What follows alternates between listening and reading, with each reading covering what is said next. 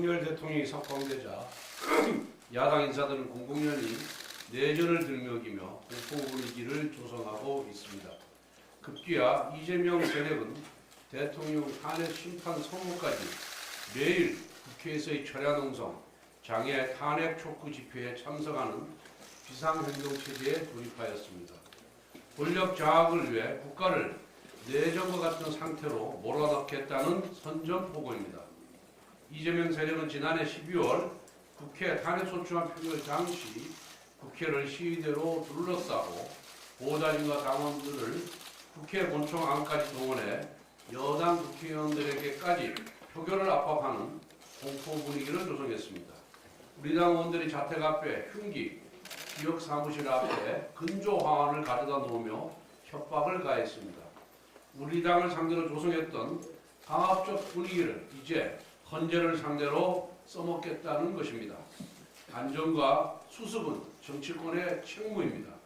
국민의힘은 오로지 질서 있는 수습과 안정을 위해 책임 있는 노력을 기울일 것입니다.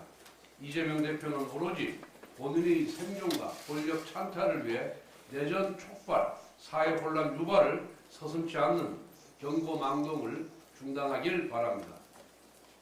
어제 야 5당은 심우정 검찰총장이 사퇴하지 않으면 탄핵을 추진하기로 결정했습니다. 기어이 30번째 탄핵을 결정한 것입니다. 법원이 대통령 구속 취소를 결정한 이유는 내란죄 수사 권한이 없는 공수처가 대통령을 수사하고 구속기관을 검찰과 쪼개어 나눠 시기를 하는 등 적법 절차를 훼손하였기 때문입니다. 사법기관이라도 절차적 흠결을 저지르면서까지 인권을 침해할 권한은 없습니다. 법원의 결정은 이와 같은 헌법적 가치를 확인한 것입니다.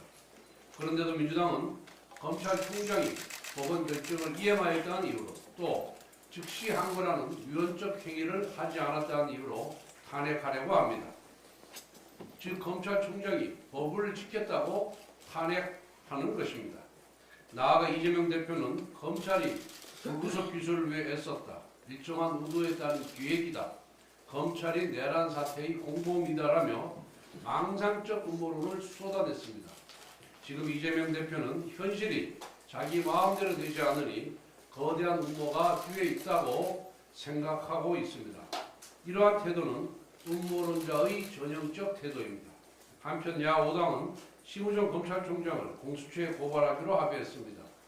법원이 대통령에 대한 구속 취소를 결정한 이유가 무엇입니까? 바로 공수처의 불법적, 탈법적 수사와 구속 때문입니다. 반면 검찰은 뒤늦게나마 법치주의를 준수하며 대통령을 석방했습니다. 따라서 야당이 심우정 검찰총장을 공수처에 고발한 것은 불법에게 합법을 수사하라고 사주하는 기막힌 현실입니다.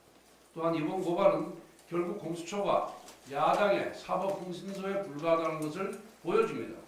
지금 공수처에 필요한 것은 일감이 아니라 폐지입니다.